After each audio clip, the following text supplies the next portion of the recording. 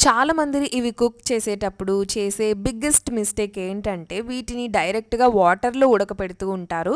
కానీ మనం sweet potato లేదా దంచుగడ్డల్ని ఎప్పుడు వాటర్‌లో ఉడకపెట్టొద్దండి.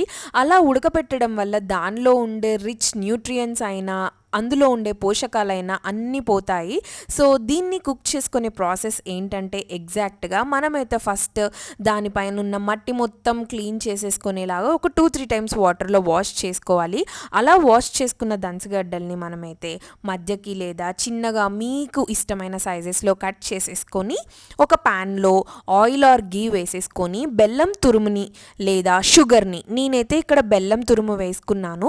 వాటర్‌ని మధ్య మధ్యలో స్ప్రింకిల్ చేసుకుంటూ కుక్ చేసేసుకుంటే యమ్మీగా దంచగడ్డలైతే రెడీ అయిపోతాయండి. చూస్తున్నారు కదా ఎంత టేస్టీగా, ఎంత సాఫ్ట్‌గా కుక్ అయిపోయాయో. సో, డెఫినెట్‌గా మీరు కూడా ఈసారి దంచగడ్డల్ని ఇలా ట్రై చేసి చూడండి.